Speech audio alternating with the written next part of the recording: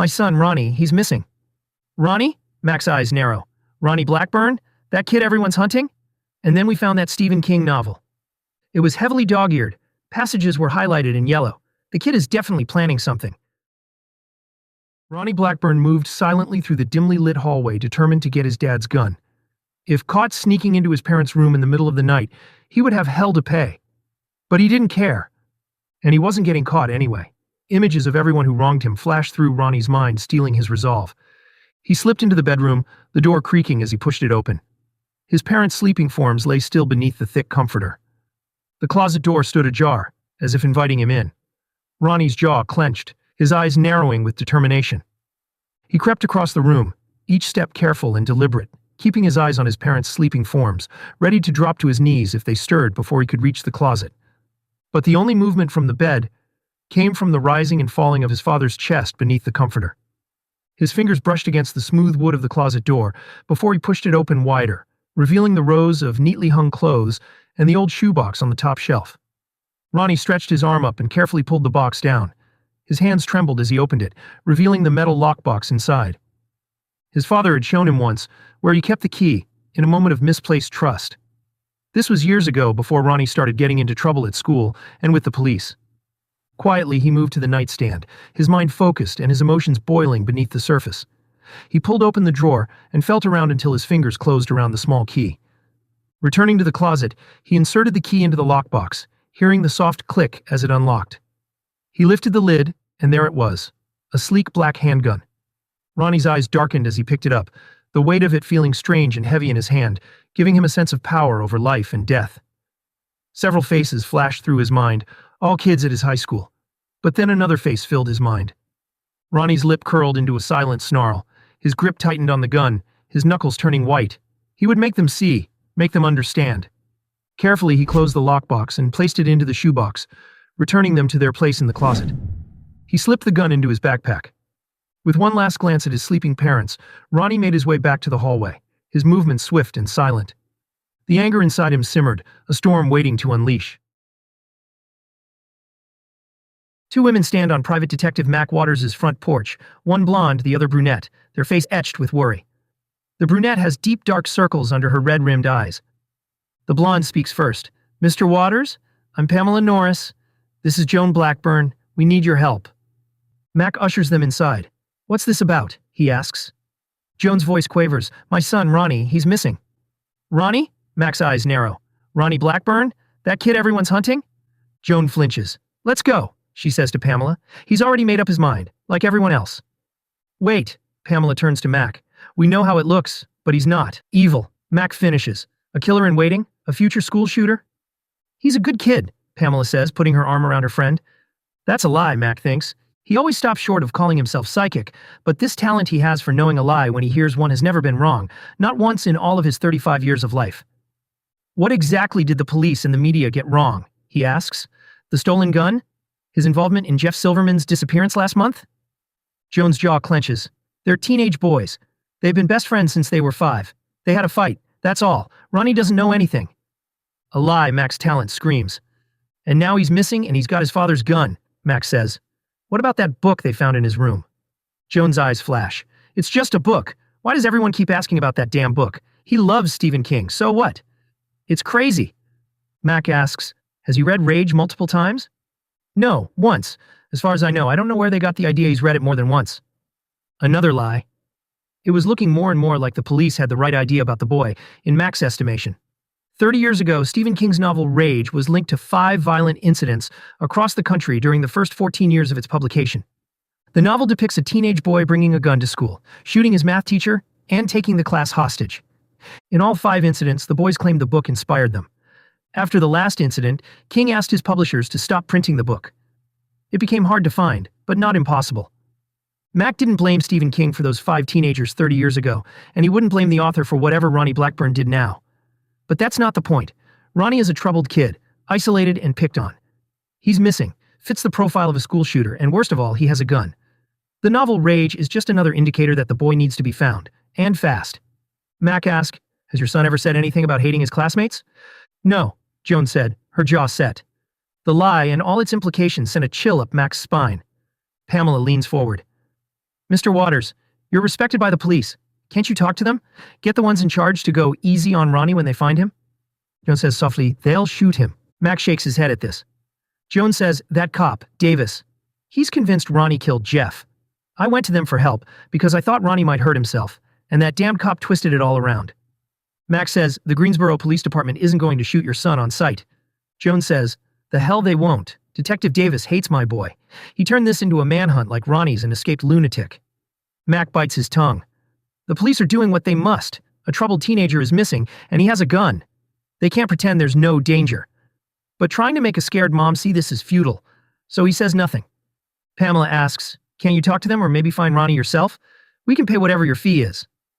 He should turn them away. Every cop in the city is already out in force looking for the teenager. But if Mack does nothing and Ronny shows up at a school with that gun, it would be a hard thing to live with. Mack sits at Detective John Davis's desk in the Greensboro Police Department, the overhead lights casting a harsh glare on the stacks of papers and case files. Davis leans back in his chair, his eyes narrowed in obvious disdain.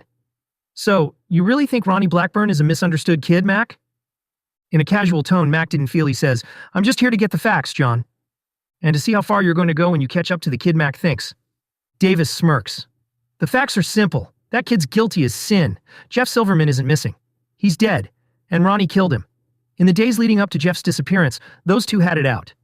Fistfights, verbal spats, you name it, Davis says, flipping through a file. They exchanged some pretty nasty text messages, too. Mack asks, and on the day Jeff disappeared? They were seen together in Ronny's mom's car, and they were yelling so loud people could hear them through the closed windows.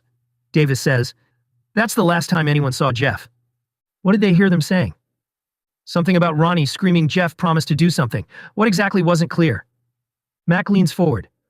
What does Ronny say happened? He claims he kicked Jeff out of the car and doesn't know after that. Davis scoffs. Jeff Silverman disappeared into thin air. Not a soul saw him get out of Ronny Blackburn's car. Convenient, isn't it? Anything else? Mack asks. Yeah, Davis says, his expression darkening. Ronny's got a history. Drugs, school detentions, several arrests for shoplifting. He punched his mom once. His dad laid into him for it, and the kid called social services on him. Mack asks, and what's the evidence he's planning to shoot up the school? Davis's eyes darken as he reaches into a drawer and pulls out a stack of drawings. Take a look at these. Ronny did them in art class. Says they're for a comic book, but they're disturbing as hell. Mack takes the drawings, flipping through images of a teenage Avenger shooting school bullies. The artwork is dark, filled with violent fantasies and blood. Lots of blood. Davis says, there's a classmate, Alex Winters, who says Ronny talked about wanting to kill bullies. The world would be better off if they were all dead, Ronny said many times. And then we found that Stephen King novel. It was heavily dog-eared. Passages were highlighted in yellow. The kid is definitely planning something. With that book and everything else, there's no question. Mack says, you can't blame Stephen King. I don't. But Ronny Blackburn has got to be found before it's too late. As the manhunt rages on outside, Ronny Blackburn paces the concrete floor of the basement, cursing and mumbling under his breath. The flickering bulb overhead casts erratic shadows, amplifying his agitation. He spits out, damn them all. His mind races over face after face. Kids, parents, teachers, they all hate him. Ronny suddenly stops pacing, fresh tears rolling down his face. There's no point to anything. Everything's turned to shit. Weeks of planning undone in an instant. He got the bastard, but it wasn't supposed to go like this. Not at all. Not even close. How long before that thing starts to stink, he wonders, looking at the shape on the floor. He stands over the dead body at the bottom of the stairs, his gaze drifting over the pool of drying blood. The blood, once bright red and fluid, has darkened to a deep, almost black maroon. It has thickened and congealed, forming a sticky, tar-like consistency. The initial metallic scent of fresh blood has faded, replaced by a more musty and slightly rancid odor. Oddly enough, the body itself hasn't begun to stink. When it does, will it smell like the possum he found on the side of the road near his family's old house in Burlington? Do dead people smell the same as dead animals? His stomach churns, unable to stop himself from wondering if this basement will soon be full of that awful odor. The smell had been overwhelming, a nauseating mix of rotting meat, sulfur, and ammonia that carried for yards. He had smelt the thing long before spotting it. The stench had clung to his clothes and hair, making him gag and hold his breath. Yet the man lying at his feet now, only a faint, musty odor emanated from him. It was as if the body hadn't yet surrendered to the natural decay of the dead. Ronny gagged as his stomach flipped and flopped. He ran to a corner and dry heaved, leaning against the brick wall for support.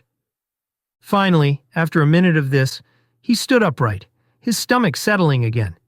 He was glad he hadn't vomited and added another foul odor. "I'm fucked," Ronny says. His mind fills with everyone who hates him, some laughing, some shaking their heads, ready to say they knew how he'd end up. "I hate them," he says. "I hate them all." Familiar blood-soaked fantasies of seeing them lying dead and dying in the school halls began playing in his mind. Ronny Blackburn started feeling a little better and smiled for the first time in days. Mack Waters stands on the Winters porch, knocking firmly on the door. After a few moments, it opens slightly, revealing Mr. Winters's stern face. Behind him, Mrs. Winters hovers nervously. "Mr. and Mrs. Winters, I need to talk to Alex about Ronny Blackburn," Mack says, his tone polite but insistent. Mr. Winters narrows his eyes. "We don't want any trouble. Alex doesn't know anything about Ronny." Mack says, "We need to find him before someone gets hurt. Please, just a few questions." Mrs. Winters steps forward, wringing her hands. "Why are you even looking for him? You're not a cop. Leave it to them." "I'm trying to help speed up the process before anything bad happens," Mack says. "Your son might have crucial information." Mr. Winters shakes his head. "We said no. Our son doesn't know anything. Please leave." He steps back and begins closing the door. Mack places his hand on the doorframe, stopping it from closing completely. "I understand your concern, but we don't have time to waste. Ronny is out there with a gun. Anything Alex knows could be crucial. Even something he thinks is meaningless, and didn't bother mentioning to Detective Davis, could be the key to finding Ronny Blackburn." Mrs. Winters looks at her husband, her expression conflicted. "Maybe we should let him talk to Alex just for a minute." "No," Mr. Winters snaps. "We're not getting involved. Ronny Blackburn is trouble, and I won't have our family dragged into this mess." Mack sighs, pauses for a moment before trying another approach. "Look, I get it. You're trying to protect your son. But if Ronny does something terrible, and we could have prevented it, that's on all of us." Mr. Winters' face hardens. "That's not our problem. Now please leave." The door starts to close again. Frustration boiling over, Mack steps back and allows the stubborn father to close the door. As he starts down the sidewalk, going to his car, he hears a voice from an upstairs window. "Mr. Waters, wait!" a teenage boy yells. Mack looks up to see a blonde, 16-year-old boy's face peering down from the window. Alex Winters' expression is tense, his eyes wide with worry. "Go talk to Sam Peterson. He knows about it all." Mack asks, "All of what? Does he know where Ronny is hiding? Do you?" Alex glances back over his shoulder, then quickly shuts the window, disappearing from view. Ronny Blackburn sits at the top of the basement stairs, tears streaming down his face. 2 days of hunger and fear had worn him down, until he finally accepted the fact that the crazy lady intended to keep him prisoner in this basement until he starved to death. 2 doors separate him from the kitchen and freedom. The door he is leaning against is a screen door, but more solid than any screen door he has ever seen. And the door on the other side of this is thick, heavy wood. When Mrs. Harris had slammed it closed on him, locking him in, it had sounded like a vault door swinging shut. His thoughts threatened to veer off into speculations of who would even have a screen door for their basement, and why it needs to be reinforced steel with a heavy-duty lock. But he pushes those terrifying thoughts away. He needs to be ready, have his thoughts in order, and find the right words. Every now and then, the crazy woman opens the outer door to see if her husband is awake yet. Her dead husband. Suddenly, he hears the locks being turned. His thoughts spin as he tries to get them in order and find the words to his freedom. The heavy outer door swings open and the pretty blonde homemaker peers in, seemingly not even seeing Ronny, but rather looking past him, down the stairs at where Mr. Harris, her husband, lays in a pool of red. "Andrew, are you awake yet?" she calls out, her voice echoing in the confined space. "Andrew, wake up." Ronny's blood goes cold, as it does every time she does this. Mr. Harris is clearly dead. She's insane. Not just eccentric, like everyone thinks, because of the way she dresses and fixes her hair, as if she's a time traveler from the 1950s. Mrs. Harris is really and truly insane. "Andrew, honey, you need to get up. This boy needs to be punished," she continues, her voice taking on an eerie sing-song quality, as if it's Saturday morning, and her sleepyhead husband is late getting up. "He's been very bad and needs to learn a lesson," she says. Ronny's heart pounds hard in his chest. He licks his lips, preparing his words. "Please," Ronny croaks, his voice barely more than a whisper. "Just call the cops. Let them take me. I'll confess. I won't tell what he did. I promise. Cross my heart, I promise. Mrs. Harris doesn't acknowledge his plea. Her voice grows more insistent. Andrew, you can't sleep all day. You need to wake up and deal with this boy. He's waiting for you. I know you're lying, Mack says, his voice low and steady. Sam Peterson's face reddens and he says, No, I'm not. Sam's parents look at their son, but offer no words of support. Mack raises a hand and starts counting off on his fingers. First lie. You said you don't know why Jeff and Ronny were at odds before Jeff went missing. Second lie. You claim you have no idea where Ronny might be. You have an idea, I know you do. His talent for always knowing a lie when he hears one was all the confirmation Mack needs to know Alex Winters had set him on the right track. Sam Peterson did indeed know what the fighting between Ronny and Jeff was about, and also where Ronny Blackburn might be at this very moment. Sam's eyes widen in panic. I haven't talked to Ronny in weeks. He didn't tell me where he's hiding. I swear. Mack senses the truth in that statement, but presses on. Alex Winters spilled his guts, and he said you know all about it. But what Alex said is crazy, and I'm not putting it in my report unless it's confirmed. I'm working with the police and I won't be made a fool of. Mack is lying, of course. Alex Winters had only told him to talk to Sam Peterson, not what Sam might know. It's an old interrogation trick. Make the person believe you know everything already, so there's no need for them to hold back. Sam's face crumples, his words stumbling out. I haven't seen Ronny. I swear he never told me where he's hiding. I don't know where he could be. Mack's eyes narrow. That's a lie. He didn't tell you, but you have an idea, don't you? You have a hunch. I don't, I swear, Sam says, his gaze darting to one parent, then the other in a plea for help. Sam's dad says, Mr. Waters. Mack cuts him off with a quick gesture of his hand. Save it. Your son knows something and he's going to tell me, or I'll have the police here in 5 minutes with handcuffs. What Alex Winters said was too disturbing to ignore, and if your son is involved, there are going to be serious repercussions. But maybe not. If he talks now. Tells the truth now. Sam's mom says, Honey, if you know something that might help find Ronny, I think it's best if you say so. I really do. Sam's shoulders slump, and he looks down. I don't know for sure, but I may know where Ronny is or where he, might be planning to go at least. Maybe. I'm probably wrong, though. Mack leans in, his tone urgent. Tell me. Sam glances at his parents, their worried faces urging him to speak. Okay, fine. Jeff and Ronny were fighting because Jeff was spying on Mr. Harris and his wife. Mr. Harris a teacher at the high school? Mack asks. Sam nods.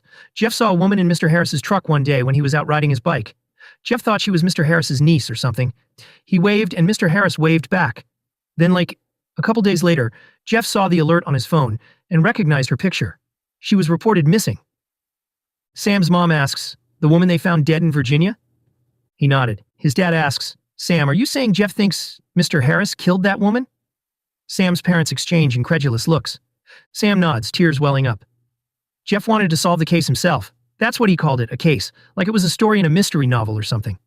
He thought it would give him a leg up when he joined the police academy, being a hero and all. We all thought it was a big joke. Everyone loves Mr. Harris. It was a game Jeff was playing, that's all. He's obsessed with detective novels. It was just a joke, we all thought. So did Ronny at first anyway. Now the Winters' reaction made sense to Mack, a respected teacher accused of a heinous crime. Of course they wouldn't want their kid mixed up in it. Mack says, but Ronny did start taking Jeff seriously, and that's why they were arguing so much, because Ronny thought Jeff was going to get himself in trouble. Do I have that right? Yeah, Sam says, sniffling. Jeff swore us to secrecy. We all thought it was a joke, so why bother telling anyone what Jeff was doing? Mack says, and then Jeff disappeared. Everyone blamed Ronny, Sam says. He's crazy anyway. We never understood why Jeff stayed friends with him. He's always talking about shooting people. He even tried to get me to agree what a good idea it would be to shoot the jerks at school. He's nuts. Sam's mom puts her arm around her son. Sounds to me like Ronny Blackburn's conscience was getting to him, so he started looking for someone to blame. Mr. Harris is such a good man, and his wife is the sweetest. She dresses like she's living in the 1950s, but still very nice. It's all nonsense. Everyone likes Mr. Harris, Sam agrees, wiping his tears. It was crazy what Jeff was saying. I mean, you said it too. It's nuts. Ronny says that the last thing Jeff said to him was that he thought Mr. Harris is some kind of vampire, because of how that girl looked. When they found her dead, I mean. Sam's dad says, that is nuts. I've seen Mr. Harris out in the daytime. I don't know how many times. He's a teacher, for God's sake. He's out in the sun every day. Sam's mom says, Harold, stop talking nonsense. No one is even seriously considering that. Are they, Mr. Waters? Mack waves the nonsensical question away and stands, feeling a sense of urgency. And you think Ronny might have gone after Mr. Harris. That's why he took his dad's gun. Not for anything to do with the school. Sam nods, his face pale. It sounds crazy, but yeah, maybe. If he's convinced himself Mr. Harris killed Jeff. He was the only one who ever really liked Ronny. We all only ever even hung out with him because of Jeff. Then after he disappeared, we didn't have a reason to talk to the weirdo anymore. Mr. Harris's eyes flutter open. At first, Ronny thinks he is imagining it, then hope surges through him, making his skin tingle with excitement. Not because the man is alive and he himself is no longer a murderer. The bastard deserves to die for killing Jeff, that girl, and God only knows how many others. But she'll have to open the door now. The crazy bitch will have to open the door to let the EMTs in to save her husband. And while they're doing that, Ronny will raid the Harris's fridge. He is so hungry he feels sick. A short burst of panic goes through him at the thought of the police coming with the EMTs and not letting him go for the fridge. But they aren't batshit crazy like Mrs. Harris. They will feed him. He gets to his feet. Driven by a desperate need to get Mrs. Harris's attention, he scrambles up the basement stairs to pound on the door. But before he's halfway to the top, the outer door swings open. Mrs. Harris stands there, peering through the heavy-duty screen door, her expression a mix of expectation and eerie calm. "He's alive! He needs an ambulance!" Ronny shouts, his voice cracking from dehydration and all the pleading from earlier. Mrs. Harris's eyes widen with delight. "I knew it," she murmurs. "I knew he would wake up." Ronny's heart races. "Please, call 911. He needs help. I won't say anything. I mean, I'll confess to shooting him, but not about the other stuff. Call, please call. Get him some help." But she only smiles. Oh, Andrew just needs a little time to recover. Desperation turns into frustration and anger. He's seriously fucking hurt. He's not going to recover without some damn help. I shot him, for God's sake, and he hit his head hard when we fell down the stairs. He's all fucked up. Mrs. Harris tilts her head, her smile never wavering, looking past Ronny down the stairs at her husband as if waiting for him to speak. "Andrew, can you hear me?" Mrs. Harris calls down, her voice filled with a bizarre mix of hope and cheerfulness. "Dear, it's time to get up and handle this situation. I've kept your meal ready." Did her eyes dart to Ronny as she said this? Ronny tells himself no. He turns to point at all the blood to plead his case for calling 911, but Ronny's mouth only hangs open. Mr. Harris is sitting up. His eyes are open, peering round as if a man waking from a deep sleep. Ronny watches in stunned disbelief as Mr. Harris braces himself on the floor, coming up on his hands and knees for a moment, his arm shaking, attempting to get to his feet. But suddenly Mr. Harris falls onto his side and is still once more. "Oh, pooh," Mrs. Harris pouts. "Well, whatever. He'll be up soon enough." "Mrs. Harris, please." Ronny tries again, his voice breaking. "He needs a doctor. If you don't call, he's going to die. I shot him in the stomach. He's going to bleed to death." Mrs. Harris shakes her head slowly. "Oh, my Andrew is strong. He'll be up and about soon enough. You wait. Now that he's awake, he'll be strong again in no time at all. I've seen him hurt worse than this." She closes the door. She's seen him hurt worse than this? He'll be strong again in no time at all? Ronny's mouth is dry, so very dry. He had come around to believing Jeff had been right about Mr. Harris being a killer, but only now, when it was far too late, did he entertain the rest of Jeff's theory. "But I've seen him in the sun a bunch of times," Ronny says, feeling confused and terribly frightened. From the bottom of the stairs, a weak voice whispers, "Ronny, come here and give me a hand, would you?" It's been 2 days since Ronny disappeared with his father's gun. If Sam Peterson is right about Ronny's intentions, it's already done. Mr. Harris is dead. Maybe Mrs. Harris, too. Sending the police to the teacher's house isn't going to change that. No harm can come from Mack driving out there himself. He wants to talk to Mr. Harris in person, assuming the man is still alive. Mack wants to be in the room with him, face to face, when he explains Jeff and Ronny's theory. Before leaving Greensboro for his drive out into the country, Mack had looked into Mr. Harris, for any hint Jeff's theory could be correct.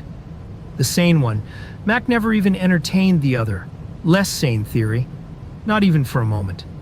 All his inquiries into Mr. Harris had come back positive. The man is well loved and respected, admired by colleagues and students alike. No whispers of bad deeds by anyone. So that throws cold water on Ronny and Jeff's theories. Meanwhile, Ronny Blackburn is widely disliked, suspected by nearly everyone of killing Jeff Silverman. Mack checks the time. Still half an hour to go according to the Mustang's GPS. He wonders what he'll find at the Harris house. Maybe nothing, maybe everything. Maybe Sam Peterson has it all wrong, and Ronny is planning to take out his rage on the kids at the school. Ronny Blackburn trembles at the top of the basement stairs. He feels like his body is shutting down from the sheer terror coursing through him. Below, Mr. Harris sits on the concrete floor, clothes and face caked in blood, eyes wide open and staring up at Ronny. Every few minutes, he calls out Ronny's name, a haunting whisper that echoes through the confined space, sending fresh waves of chills down Ronny's spine. Mr. Harris leans forward, hands on the floor, trying to stand. Now that he's awake, he'll be strong again in no time, Mrs. Harris had said. Ronny shudders. Mr. Harris pushes himself up onto his knees, his arms shaking. On every attempt, he shakes a little less. What will the thing do when he finally gains the strength to climb the stairs? What is Mr. Harris, really? Not a man. He can't be human. He tries to convince himself he didn't really shoot Mr. Harris 2 days ago. Maybe the bullet only grazed him, and it was the hard fall that knocked him out. But there is too much blood for that theory to work. Mr. Harris tries to stand again. This time he manages to get to his feet, using the railing for support. He sways unsteadily but is standing fully upright for the first time. Now that he's awake, he'll be strong again in no time. Mrs. Harris's words keep bouncing around in his mind. He has to do something before Mr. Harris gains enough strength to climb the stairs. His gaze locks on the door next to the bottom of the stairs, only 4 or 5 feet to the right of Mr. Harris. Ronny hadn't really investigated the small room, just glanced inside and saw all the boxes. No other door or window. But is there something behind those boxes? Had he royally screwed up by not checking? Even as he thinks it, he knows it's stupid. The only way out is the locked door directly behind him. But terror drives him to irrationality. Even if there is no way out in that room, inside that room, he will have a door between him and the thing that looks like a man but couldn't be. Mr. Harris is still weak but won't be for long. Ronny is sure he can rush past him, maybe knock him down, at least for now. But running past Mr. Harris, getting close enough to touch him, fills Ronny with dread.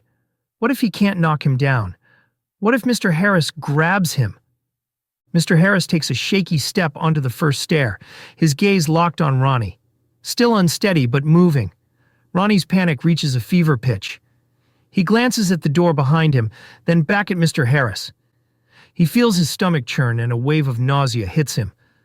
Ronny takes a deep breath, steeling himself, and just does it before he can lose his nerve. He bolts down the stairs, adrenaline flooding his system. Cold sweat on his skin, sheer terror driving him forward. From the outside, nothing is out of place. No signs of distress. No sign Ronny was ever here. Only the Ford truck registered to Mr. Harris is in sight. No sign of a vehicle Ronny Blackburn could have driven out here. Do Ubers make hour-long trips? Mack purses his lips. This might turn out to be a waste of time after all. Still, there is something about what he's seeing that whispers something's not right. It's a small whisper, but it's there. The isolation strikes him as odd. He expected a large house in a nicer neighborhood to explain why Mr. Harris chooses to make the hour-long commute to the high school every day. But the house is modest and unremarkable. The same can be said about the land the house sits on and the view up and down the street.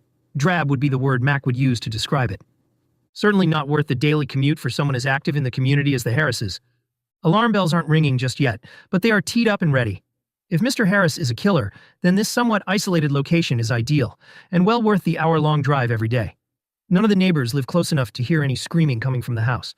But aside from what a teenage boy has told him, this is the only nugget suggesting Mr. Harris is anything more than a well-loved math teacher. And it's a weak nugget at that. So Mack puts that aside for now, as he steps out of his car and approaches the front door, knocking firmly. Within seconds, he hears footsteps from within. The door swings open. Mrs. Harris greets him with a wide, questioning smile. Her chipper demeanor throws Mack off. So does her old-fashioned hairdo and clothes, like a housewife from the 50s. The Petersons hadn't been kidding about that. For a moment, he questions his instincts. Waste of time floats through his mind. Nothing has happened here. Good afternoon, Mrs. Harris, he says, showing her his private detective license. I'm Mack Waters. I need to speak with your husband. Her smile never wavers. Oh my, a private detective. Why would a PI need to talk to Andrew? He hasn't hired you to spy on me, has he? Mack forces a smile. No, ma'am, nothing like that. He hesitates, taking in her red-rimmed eyes. She's been crying recently, but whatever upset her seems to be over. Now she's practically giddy with excitement. More and more, Mack feels he just wasted an hour of his life driving out here. He glances past her, noting the tidy living room through the doorway, filled with vintage records, a classic record player, and vibrant wall tapestries. The room feels like a nostalgic nod to a bygone era. He's on the verge of leaving, about to apologize for the intrusion, but decides to press a little further just to be sure. I need to speak to your husband. It's important. It's about one of his students. Mrs. Harris's smile tightened slightly. Oh, he's not here right now. Mack glances over his shoulder at the truck on the front lawn. He's not here? Her face reddens. He took my car. The truck isn't running right now. Even without his talent, her lies are blatantly obvious. Ronny Blackburn clings to the doorknob with both hands, leaning back with all his weight to keep the door shut. His heart pounds in his chest. His breaths come in ragged gasps. The small room feels like a coffin, its cramped space pressing in on him from all sides. The door swings outward, so without a lock, Ronny's strength is the only thing keeping Mr. Harris from getting in. And with Mrs. Harris's words echoing in his mind, Ronny knows Mr. Harris will only get stronger and stronger until it's able to yank the door open with ease. He had barely managed to get past Mr. Harris. The man, no, the thing, had grabbed at him as he brushed by, nails scraping across his arms, chest, and neck. The scratches burn, a painful reminder of how close he came to getting caught. The thing's grasping hands had been desperate, almost animalistic, as if it were a starving predator lunging for its prey. Ronny can't stop picturing the thing on the other side of the door, no longer resembling a human, no longer resembling the smiling Mr. Harris from math class. A hard certainty forms in Ronny's mind that the thing on the other side of the door has shifted into its true form. He can no longer think of it as Mr. Harris. Now, it is the thing. Mr. Harris is gone. The thing stands on the other side, scratching at the wood with its nails. Occasionally it gives the knob a tentative tug, testing. Ronny, it's only a matter of time, Ronny. The words send shivers down Ronny's spine.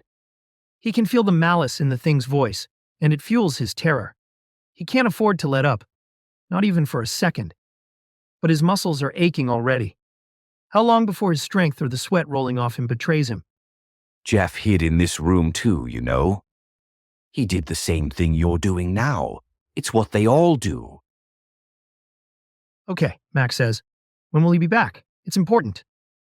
He's at the school doing paperwork, she says. Another lie, and a stupid one. Mack raises an eyebrow. Why would he drive an hour to a place he won't be allowed in? Her confusion is evident. Why wouldn't he be allowed in? He's done nothing wrong. For a moment he's silent. She doesn't know the school has been closed. But more importantly, his talent tells him her husband has in fact done something wrong, and she knows. Have you seen the news? Did anyone from the school call? He asks. No, she says truthfully. We don't own a TV and don't have the internet. More alarm bells go off in Mack's mind. A working husband with a wife who stays home without TV, internet, or a phone. It speaks of a controlling, dominant husband. It's not always the case, but it's the classic setup of a woman married to a serial killer. He suspects she has no friends, no life outside this house. But he doesn't press her on that. Instead, he shifts to the topic at hand. Has your husband ever mentioned Ronny Blackburn? Her reaction is immediate and telling. No, she says truthfully, but the mention of Ronny's name clearly startled her. Why are you here? She asks, her voice trembling slightly. Instead of answering directly, Mack probes further. Do you know who Ronny Blackburn is? She hesitates. No, she says, a lie. I'm sorry, but you'll have to come back sometime when Andrew is home. Now excuse me. She moves to close the door in his face. Mack stops her, easily holding the door open with one hand. I know your husband is here. Tell him to come out. He isn't here, she says, making a futile effort to push the door closed. You need to leave right now. Mack pushes his way inside, feeling the weight of her desperation. Is Ronny Blackburn here? He asks, his voice firm. No, now get out, she says. But he feels the lie. Show me where they are, Mack says, his patience thin. Neither of them are here, she insists. You have to leave. Mack starts searching the house, her cries and threats trailing behind him. He checks the bedrooms and bathroom, noting the house's size. No garage, few places for anyone to hide. Mrs. Harris follows closely, her protest growing louder and more frantic. You can't do this. This is my home. You need to leave now. Mack moves to the next room, her words barely registering as he searches. Would a house this size have a basement? Is there a storage shed out back? These thoughts race through his mind as he searches. He's about to look for a back door when he spots a door in the kitchen, with a large deadbolt lock on it. Get out! You have no right to be here, Mrs. Harris yells, her voice cracking with panic. It's locked and solidly built, and far too reinforced. This door is meant to keep someone inside, to keep someone a prisoner. He knows he's on the brink of uncovering something terrible. In the dim light of the basement, Ronny and the thing grapple with the door. The air is thick with desperation and fear. The thing's strength seems to grow by the second. Every time the thing manages to pull the door open a few inches, Ronny musters enough strength to pull it closed again. But not this time. The thing holds the door several inches ajar. Despite Ronny throwing his entire weight against it, the gap is widening slowly, but steadily. Tears stream down Ronny's face as he fights. His mind is a whirlwind of terror. He knows he is about to die, and the thought drives him into a wild panic. His sweaty hands slip, and suddenly the door's yanked open. Ronny falls backward, landing hard on the concrete floor. The pain is nothing compared to the horror. He scrambles back until he hits a stack of boxes and can go no further. The thing steps into the small room, towering over Ronny with a predatory grin. Ronny tries to beg for his life, but his voice is completely gone. All that escapes his lips are dry, choking sounds. His terror warps reality, convincing him the thing is transforming, shifting, but somehow staying in its human shape at the same time. Your soul is going to be delicious. The thing says. It steps closer, and Ronny, in a futile attempt to escape, pushes back against the boxes, wishing he could somehow pass through them and the wall to make his escape. Reaching into a box, the thing pulls out a small notebook and drops it onto Ronny's lap. Ronny's eyes flick to it, but his mind is too fogged with fear to register its significance. This notebook belonged to Jeff. The thing says. He wrote all his suspicions about me in there, all the notes he took while spying on me. But he also has something about you in here, how you wanted him to steal his dad's AR-15 and you would take your dad's Glock. Then the two of you would show those fuckers at school what pain really was. That's why the two of you were fighting, wasn't it? He didn't want to do it. Not for real. And you did. The thing shakes its head and tosses the notebook onto the floor between Ronny's legs. I don't like feeding on the young. If Jeff hadn't kept nosing around, I would have never gone after him. I regret him to a degree. But in your case, I think I'll be saving many lives. The thing grabs Ronny's arms below the shoulders and lifts him until they are face to face. Ronny's struggles are useless. The thing is far too strong. Even through his terror, Ronny realizes the thing had been toying with him. It could have ripped the door open long before, but it had chosen to wait, to savor the moment. The fear is too much for Ronny to bear, and he soils himself. His gaze locks onto the thing's eyes, unable to look away. It's as if an invisible force holds his head in place, forcing him to stare into the depths of the thing's malevolent gaze. The room begins to dim. His hearing fails him, and Ronny feels his consciousness slipping. His very soul is being pulled from his body. Every inch of him starts to ache, the pain intensifying with each passing second. It feels as if his blood is starting to boil, as if he is starting to cook from the inside. Just as the pain becomes unbearable, it stops. The thing looks off to the side, distracted. The room brightens, and Ronny's hearing returns. Someone is trying to break down the door at the top of the basement stairs. The thing curses, its face twisting into a mask of fury. Mrs. Harris lunges at him. He shoves her back, keeping his focus on the door. It's solid, fortified. No ordinary basement door is built like this. Mack's mind races with the implications. His kicks are damaging the door, but it's clear it won't be kicked open. Mrs. Harris suddenly halts her frantic attempts to stop Mack and bolts from the room. Mack realizes she must be going for a weapon, likely the gun she threatened him with earlier. He goes after her. He catches up with her in the master bedroom, just as she is opening the top drawer of a dresser. He grabs her arm, shakes it hard. She winces, and he hears a heavy thud inside the drawer. He hooks his arm around her neck, applying just enough pressure. Her struggles weaken, her movements growing sluggish. Mack counts the seconds, feeling her body go limp. He lowers her gently to the floor, checking her breathing. Her chest rises and falls steadily, confirming he hasn't cut off her oxygen for too long. Mack yanks the cord off a nearby lamp, tying her securely to the headboard of the bed. He checks her pockets for keys, but finds none. Now with her subdued and no longer attacking him, Mack heads to the kitchen. Now able to think without a woman screaming in his ear, Mack realizes he knows where the keys are. He rushes into the living room and heads to the front door, recalling a small table he had seen when he first entered the house. Some people leave their keys in such places. Sure enough, he finds a set of keys on the table. He grabs them and hurries back to the solidly built door. There are only 5 keys on the ring, so it doesn't take long to get the locks open. He draws his Glock. Before he opens the door, Mack pauses, listening for any sounds from the other side. Nothing. He takes a deep breath, steeling himself for whatever he might face, and pulls the door open. Mack opens the basement door cautiously, his Glock drawn and ready. There, standing in the shadows, is Mr. Harris, smiling. Thank God I've been trapped for hours, He says, glancing at the gun in Mack's hand. Did she call the police? I was expecting a locksmith. Mack says nothing, narrowing his eyes, assessing the situation. Mr. Harris looks weak, swaying as if unsteady on his feet. Half his face and much of his clothes are caked in dry blood. And yet Mack isn't buying it. How are you hurt? I tripped and fell down the stairs. I cut my head open. Mr. Harris explains, touching the blood on his face. The lock is faulty, so I managed to lock myself in too. Bad luck all around. Where is Ronny? Mack demands, his voice hard. Mr. Harris feigns confusion, his expression one of innocent bewilderment. Ronny Blackburn? He asks. Why would Ronny be here? That disturbed young man. Is he in some sort of trouble again? Mack calls out to Ronny. Ronny, are you down there? Mr. Harris's face twists into a look of concern. What makes you think Ronny is here? He asks. Are the police after him? Has he done something? He suddenly looks saddened, shaking his head. Did Ronny finally take a gun to school like he threatened? I tried to counsel the boy, tried being his friend at school to help him get on the right track. Even without his talent, Mack could tell Mr. Harris was playing a game. No one who had lost that much blood and been injured and locked in a basement would act like he was now. Stop lying, Mack snaps. I know Ronny is here. Mr. Harris's expression hardens briefly before returning to feigned innocence. He starts walking towards Mack, shuffling his feet and continuing his charade of being hurt. I don't know what you're talking about, He says, his voice steady. I'm just a teacher trying to help my students. As Mr. Harris shuffles forward, Mack moves backward, keeping a distance between them as he was trained to do. Stop, Mack orders. Hands up. Mr. Harris hesitates but continues moving, his eyes locked on Mack's.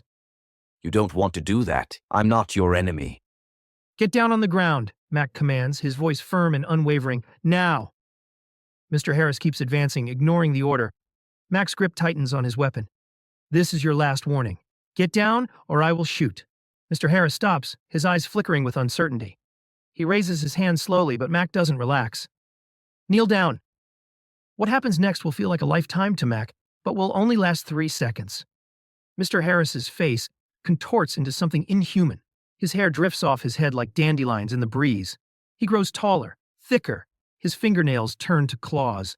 Mack's heart slams against his chest. Every beat echoes in his ears. A cold sweat breaks out across his skin as time stretches. Each fraction of a second feels like an eternity. His breath catches in his throat. His stomach plummets. A hollow void replaces any semblance of control. The world narrows to just Mr. Harris. Monstrous, towering. Every detail of the transformation sears into Mack's mind. His muscles tense, locking him in place. Yet his instinct screams at him to move, to do anything to escape the nightmare. Panic surges, hot and electric through his veins. 1 second has passed. The thing lunges. Mack's mind screams at him to move, but terror roots him in place. In that split second, when all seems lost, his body reacts on its own, a reflex born from years of fight training and facing opponents in the octagon. His head slips to the side, just as the creature's claws slash through the air where his throat was a heartbeat before. His hand flashes up. He jams the gun's barrel under the creature's jaw and fires 3 rounds. The thing's eyes go wide, just as the top of its head explodes in 3 bursts of blood, bone, and brain matter. It drops to the tiled floor, droplets of blood following it down, landing on its already blood-stained clothes. Mack stumbles backward, drawing big gulps of air. His heart beats painfully in his chest, both hands gripping the Glock, aiming it at the thing, watching for even a twitch of movement to justify unloading his weapon into the thing's already destroyed head. He takes up a shooter's stance, arms locked straight, and stays there, frozen in place. Fear grips him so tightly that he doesn't even notice the burning ache that creeps into his shoulders and arms, the muscles screaming from holding the position for so long.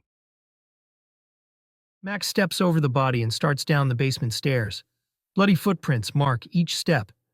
The air is heavy with the metallic scent of blood, mingling with the musty smell of the basement. It's a thick, suffocating blend. It clings to his lungs with every breath. Ronny, Mack calls out, his voice echoing hollow and strained in the confined space. He descends slowly, his heart weighed down by dread at the thought of what the claws on the dead thing behind him could do to the human body. Horrific images rise unbidden. Walls and floors soaked in blood, body parts scattered like discarded toys. Or worse, chunks of half-eaten flesh strewn carelessly, as if the attacker had savored the kill, only to discard the remains with cruel indifference. At the bottom of the stairs, a closed door waits for him. His gut tightens. If Ronny is here, he's behind that door. He carefully steps over the thick, congealed blood smeared on the last step, and the pool of it on the basement floor. His stomach churns. He approaches the small door, pulse quickening. A new smell fills his nostrils, a pungent, foul odor of feces that assaults his senses. It's a thick, almost tangible cloud of stench. Mack closes his eyes for a moment, hand resting on the doorknob. He knows all too well that the human body often releases its bowels at the moment of death. As a cop, he had responded to more than a few calls where the stench of feces was the prelude to finding the dead. He pulls the door open, and his breath catches when he sees Ronny. A cold shock runs down his spine. His hand instinctively jerks the Glock from its holster, the barrel now trained on the boy's head, before he can even process the action. Mack had steeled himself for a scene of bloody carnage, but not this. Ronny's skin is bleached white as snow and his eyes are solid green, an eerie semblance of the thing upstairs. Dark blue veins stand out against the white skin in a spiderweb pattern, visible wherever skin is exposed. The boy's mouth is frozen in a wide, twisted, silent scream. The front of his jeans is soaked, and the foul odor of urine and feces hangs thick in the air. Mack lowers his weapon and holsters it. The boy is obviously dead. Holding his nose, Mack kneels beside Ronny's lifeless body, a profound sadness mixing with the horror of what this kid must have gone through at the hands of that thing. The air around him feels colder, as if the very essence of the boy's life has been drained from the room. Mack looks up at the ceiling in the general direction of where Mr. Harris lies dead, his fingers twitching with the urge to charge up the stairs and empty his clip into that thing. Sam Peterson's words echo in his mind, words Mack had dismissed out of hand. Vampire. Or a type of one, Mack thinks, his eyes scanning Ronny's body for confirmation. There are no puncture wounds on Ronny's neck or wrists. No wounds at all are visible. So all that blood on the steps, the pool of it on the floor, and on the thing upstairs. It must belong to Mr. Harris, Mack concludes, his mind racing to piece together what happened. The thing was hurt somehow. Then it fed on Ronny, drained the life out of him, restored its own health. "I'm so sorry, kid," he whispers, his voice barely audible in the oppressive silence of the basement. "Wish I could have gotten here sooner. If I had called it in instead of coming alone, would he be alive now?" Guilt gnawing at him like a relentless predator. He spots a small notebook next to the body, the flap open, with the exposed page packed with small, tight writing. He picks it up and scans a few pages. "Ah, fuck," Mack mutters under his breath, the words escaping like a bitter curse. Jeff Silverman's notebook reveals what his friend Ronny Blackburn had planned, and what their fight was really about. In all his years on the NYPD, he had never tampered or destroyed evidence, had never even been tempted as he was now. Sighing, he looks from the notebook to Ronny, then back to the notebook.